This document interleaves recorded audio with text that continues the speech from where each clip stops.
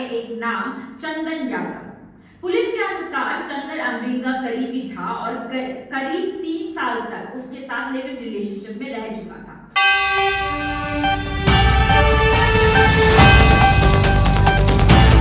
नमस्कार, मैं हूं मुस्कान और आप देख रहे हैं देश दर्पण। भोपाल की इस कहानी की शुरुआत एक दोस्ती से होती है और खत्म होती है कई सवालों पर।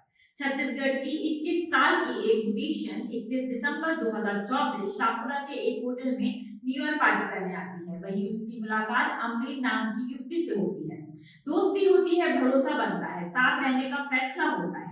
जनवरी 2025 में दोनों बाग सेवनिया शिफ्ट हो जाती हैं। उसे लगता है कि जिंदगी एक नए मोड़ पर है, लेकिन उसके आरोप कहते हैं कि ये एक जाल था। पीड़िता का दावा है कि पहले उसे हाई प्रोफाइल लाइफस्टाइल का सपना दिखाया गया, पब लॉन्च, नए संपर्क, बड़े लोगों से पहचान।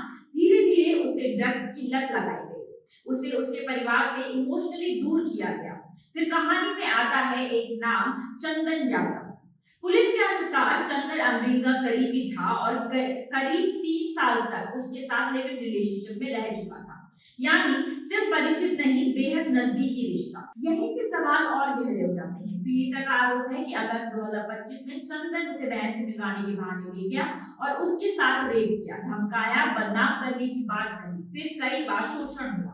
नवंबर 2025 में गांधीनगर के अब्बास नगर में ले जाया गया। आरोप है कि वहां चाय में नशीली पदार्थ मिलाकर बेहोश किया गया और दुष्कर्म हुआ।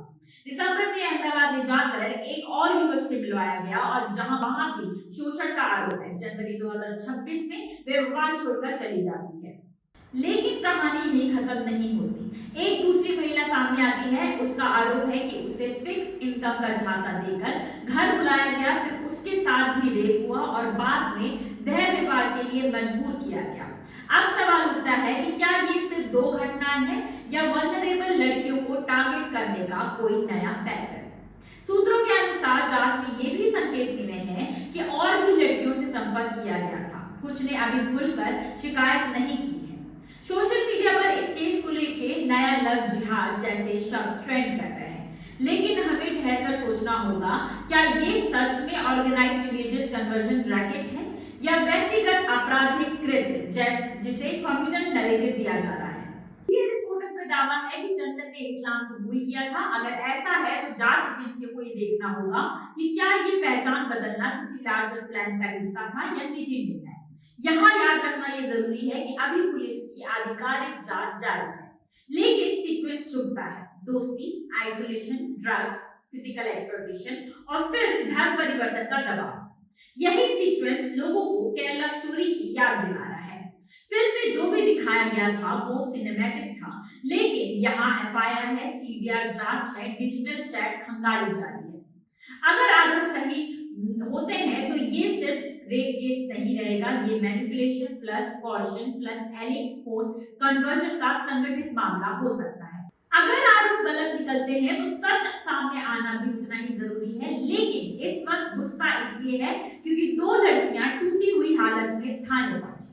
गुस्सा इसलिए भी है क्योंकि अगर ये पैटर्न सच है तो ये सिर्फ एक शहर की बात नहीं है, और गुस्सा इसलिए भी है क्योंकि धर्म, भरोसा, रिश्ता अगर किसी जाल का हिस्सा बने तो समाज की बुनियाद हिलती है।